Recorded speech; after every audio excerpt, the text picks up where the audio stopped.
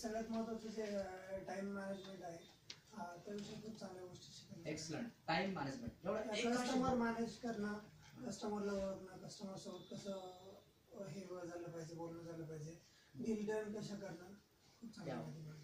एवढी एक टेक्निक जाईल, आपण ज्या शब्दाशी कन्व्हिन्स असतो ना ते शब्द आपल्या तोंडातून आपोआप येत असतात. म्हणजे मी टाइम मॅनेजमेंट या शब्दाशी कन्व्हिन्स आहे, एवढे एक टेक्निक जरी त्यांनी आयुष्यावर फॉलो केलं ना तर भरपूर अपेक्षेपेक्षा जास्त रिझल्ट यायला सुरू होते. Very good. एकदा जोर टाका. हा, तर काही वेळेस जीवनामध्ये असं होतं की आपण म्हणतो ना, आपण आपला जो ग्रोथ आहे जो 45 मध्ये चालत असतो किंवा मग 30 मध्ये चालतो, काहींचा 25 मध्ये चालतो. जर असा काही एक वेळ येतो ज्याच्या वेळेस तो फ्लॅट होतो, म्हणजे पॅरलल टू एक्स ऍक्सिस होतं, त्यावेळेस जर आपण स्वतःला सेल्फ इन्क्वायरी केली, ही एक खूप पॉवरफुल टेक्निक आहे आणि सरसीने ती दिली. Yes, self analysis. तर त्यावेळेस जर आपण स्वतःला काही क्वेश्चन जर विचारले, मी जिथे आहे तिथून पुढे जाण्यासाठी काय केलं पाहिजे, बरोबर, तर अशी काही गोष्ट आहे का जी मी स्वतः शिकली पाहिजे, स्वतःच्या शेड्यूल मध्ये, स्वतःच्या वर्क मध्ये असं काय चेंजेस केले पाहिजे. म्हणजे असे प्रश्न जे स्वतःला आपण काय म्हणू शकतो वर्तमानात घेऊन येतील आणि आपल्याकडनं ज्या क्षण भविष्यासाठी ग्रोथसाठी आवश्यक आहेत त्या जर आपण केल्या तर मग त्यालाच आपण सेल्फ अनालिसिस म्हणतो किंवा सेल्फ इन्क्वायरी. अगदी बरोबर. ही एक टेक्निक आहे. एक्सलंट. म्हणजे स्वतः प्रत्येक तासाला आपण जे म्हणतो गेल्या 1 तासात मी काय केलं, तसं सेल्फ अनालिसिस करू शकतो. मी कुठे चुका करत आहे, कुठे ग्रोथ करत आहे, ग्रोथ होत आहे तर का होत आहे, होत नाही तर का होत नाही. यस. आणि प्रश्न विचारले पाहिजे, उत्तर आपल्या हातच आहे. यस. कोणाला सांगायचं? हा, ई लर्निंग म्हणजे कंटिन्यू ई लर्निंग करत राहिलं पाहिजे. बरोबर. ई लर्निंग केलं की ए लर्निंग म्हणाल. बरोबर ना? यस. डेली तरी संध्याकाळी अपडेट केलं ना की मी आज ह्याच्यामधली काय मिस केलंय, तर ते हा डेली अपडेट केलं तर मग ते विसरू शकत नाही. Very good. आणखी यस प्रदेश. Attitude and be positive always. हा, ऑलवेज बी पॉझिटिव्ह. म्हणजे ॲटिट्यूड हा सगळ्यात महत्वाचा. त्यामध्ये कोणता attitude? Positive attitude, winning attitude. नेहमी पॉझिटिव्ह राहिलं पाहिजे. काही घडो तिकडे, काही घडलं तरी चालेल, पॉझिटिव्ह निगेटिव्ह मात्र आपण टस्की मस्त नाही झाला पाहिजे. म्हणजे नेहमी विनिंग डोक्यात पाहिजे, पॉझिटिव्ह थॉट्स डोक्यात पाहिजे. प्रॉब्लेम्स येत राहतील जात राहतील, माणसं येत राहतील जात राहतील, मात्र आपण पॉझिटिव्ह राहील.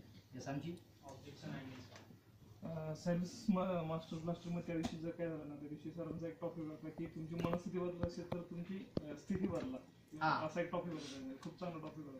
यस. मनस्थिती बदलायची असेल तर स्थिती बदला. स्थिती बदलली की मग गती येते, गती आली की प्रगती येते.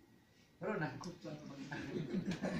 प्रगती दोन्ही येते. लग्न झालं असेल तर ती पण प्रगती येते आणि ही पण प्रगती. फक्त प्रगती आल्यानंतर अधोगती अधूनमधून येत असते. अधोगती न येण्यासाठी नीती चांगली पाहिजे. नीती असली की नाती चांगली येतात. भरपूर काय आहे. आणखी युवराज काय वेलनेस हॅबिट आणि स्पॅन्को फॉर्म्युला ते शिकायला मिळाले. वेलनेस हॅबिट्स इम्प्लिमेंट करा. Yes sir. Objection handling technique. हा, ऑब्जेक्शन हँडलिंग शिकायला मिळालं आणि ते लिहून काढा. एका ऑब्जेक्शनला 5-5 उत्तर पाहिजे तुमच्याकडे. लिहून काढायचे ऍब्सोल्युटली. तुम्ही जे तिथे बोलणार ते आधी लिहून काढा आणि ते रेकॉर्ड करा. ते पुन्हा पुन्हा ऐका, पुन्हा पुन्हा प्रॅक्टिस दाखवा. येस. आणखी yes. Voice modulation. Voice modulation. आज आपके वॉइस मॉड्युलेशन जबरदस्त. टोनिंग वो होम का टोनिंग और आज आपकी जो ट्रेनिंग का जो वॉइस मॉड्युलेशन है ना, ऑसम. क्या ऑसम. Very good. अजून एक सर, जर ज्यांना कोणाला स्टेजवर जायचं आहे किंवा ट्रेनर व्हायचं आहे तर ते जे VAK जो फॉर्म्युला आहे, व्हिज्युअल, ऑडिटरी आणि कायनेस्थेटिक, आपला जो ऑडियन्स आहे त्याला होल्ड करून ठेवण्यासाठी आपण या तिन्ही गोष्टीचा वापर केला पाहिजे. बरोबर. काही जण हे व्हिज्युअल जास्त असतात, डॉमिनंट असतात, काही जणांना ऑडिटरी जास्त असते, काही जणांना कृती जास्त लागते.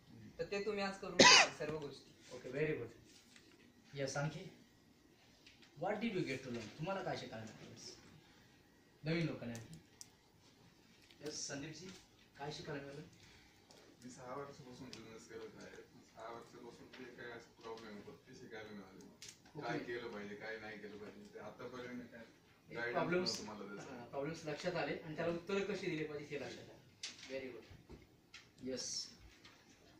आतापर्यंत जे काय मिस केलेलं आहे, म्हणजे ना का जे पाहिजे होतं ते नाही मिळालं, मिस केलेलं आहे, तर आता ते मिस होऊ नये म्हणजे नाही का त्या गोष्टी आपल्याला आता टेक्निक कळालेलं आहे, वेगवेगळे क्लूज मिळालेले आहेत, तर ते इम्प्लिमेंट करून त्या गोष्टी मिळणार आहेत आणि इथून पुढं आपला बिझनेस पुढच्या लेवलला कसा घेऊन जायचा त्या सर्व गोष्टी. एक्सलंट. तर मित्रांनो, अशा पद्धतीनेच या ठिकाणी आपण थांबण्याआधी शेवटी एक एक्सपिरियन्स शेअर करतो. नाही आपण थांबूया. सुधीर कुलकर्णी सरांची शेती आहे इथे सोलापूरला 500 एकर. इथे पण बरेच आहे, भरपूर अशा पद्धतीने त्यांची जागा आहे. त्यांनी एक स्टेटमेंट केलं की सर, NLP सर्टिफिकेशन हा कोर्स जर 10 वर्षापूर्वी मी केला असता, लक्ष गुरुकुलला मी 10 वर्षापूर्वी अटॅच असतो, त्यावेळेस नव्हतं लक्ष गुरुकुल, तर त्यावेळेस जर मला हे शिकायला मिळालं असतं तर आज याच्यापेक्षा कित्येक पुढच्या लेवलला आम्ही गेलो असतो. जसं आता तुम्ही सांगितलं की हे मला शिकायला मिळालं, जसं संदीपजीने सांगितलं की मला 6 वर्षाचे प्रॉब्लेम्स येत होते, त्या प्रॉब्लेमचा मी सामना करत होतो माझ्या पद्धतीने, माझ्या लेवलला, कधी डिप्रेशन, कधी फ्रस्ट्रेशन, कधी हसत खेळत, कधी स्वतःला पुश करत. हे टेक्निक्स आल्यानंतर आणखी पुढच्या लेवलला आपण चांगल्या पद्धतीने जाऊ शकतो. So dear friends, always welcome. Laksh Gurukul नेहमी तुमची स्वप्न साकार करण्यासाठी लक्ष द्यायला तयार आहे आणि त्यासाठी सतत आपण संपर्कात राहूया. इतर काही गोष्टीसाठी जाणून घ्यायचं असेल तर तुम्ही भेटू शकता. SMS, फोन कॉल, व्हॉट्सअप संपर्कात राहू शकता. ऑफिसमध्ये सुद्धा फोन येत राहतील. इम्प्लिमेंट करायचे टेक्निक्स, इम्प्रुव्हमेंट नक्कीच होत राहील. इम्प्लिमेंट करून इम्प्रुव्हमेंट होत नसेल तर ब्राईट ट्रेस वाक्य लक्षात ठेवायचं, कुठेतरी इम्प्लिमेंट करत असताना मी कमी पडलेलो आहे, आणखी त्याच्याविषयी आतमध्ये किंवा सेल्फ अनालिसिस करूया किंवा ते टेक्निक्स आणखी रिपीट करूया. सो या ठिकाणी वेळ दिला, सगळ्यांनी ऐकून घेतलं आणि मी थांबतो. धन्यवाद. Best of luck.